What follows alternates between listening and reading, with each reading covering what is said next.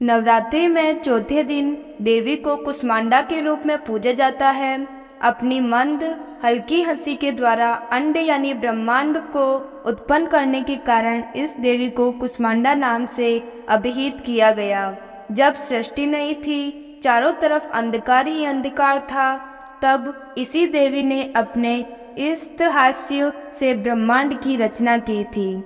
इसलिए इसे सृष्टि की आदि स्वरूपा या आदि शक्ति कहा गया है। इस देवी की 8 भुजाएं हैं, इसलिए अष्टभुजा कहलाई। इनके 7 हाथों में क्रमशः कमंडल, धनुष, बाण, कमल पुष्प, अमृतपूर्ण कलश, चक्र तथा गदा है। 8वें हाथ में सभी सिद्धियों और निधियों को देने वाली जपमाला है।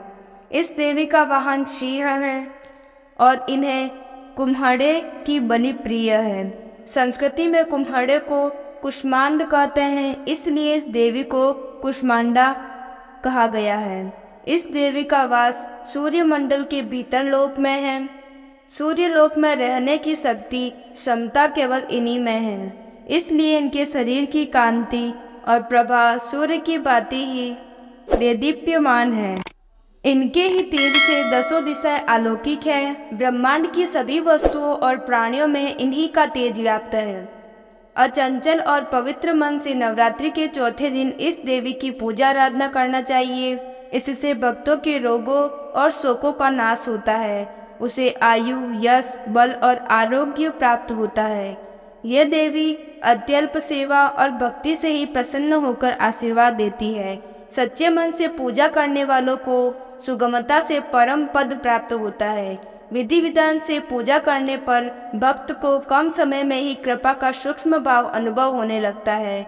ये देवी आदियों व्याधियों से मुक्त करती है, उसे सुख, समृद्धि और उन्नति प्रदान करती है। अंततः इस देवी की उपासना में भक्तों को सदैव तत्पर रहना चाहिए। शास्त्रों के अनुसार जब सृष्टि का अस्तित्व नहीं था, उस समय माँ कुमांडा ने अपने मंद हास्य से सृष्टि की रचना की। कुमांडा माँ के पास इतनी शक्ति है कि वो सूरज के घेरे में भी आराम से रह सकती है, क्योंकि उनके पास ऐसी शक्ति विद्यमान है जो असम्य गर्मी को भी सहन कर सकती है। इस कारण माँ कुष्मांडा की पूजा करने से भक्त के जीवन में हर तरह की शक्ति और ऊर्जा मिलती है।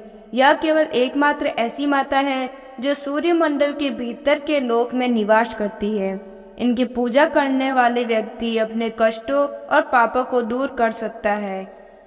पौराणिक कथाओं के अनुसार माता कुष्मांडा का अवतार दैत्यों का संहार करने के लिए ही हुआ था। जब तीनों लोकों पर असुरों का आतंक बढ़ गया था, तब उनको सबक सिखाने के लिए ही माँ कुष्मांडा ने जन्म लिया।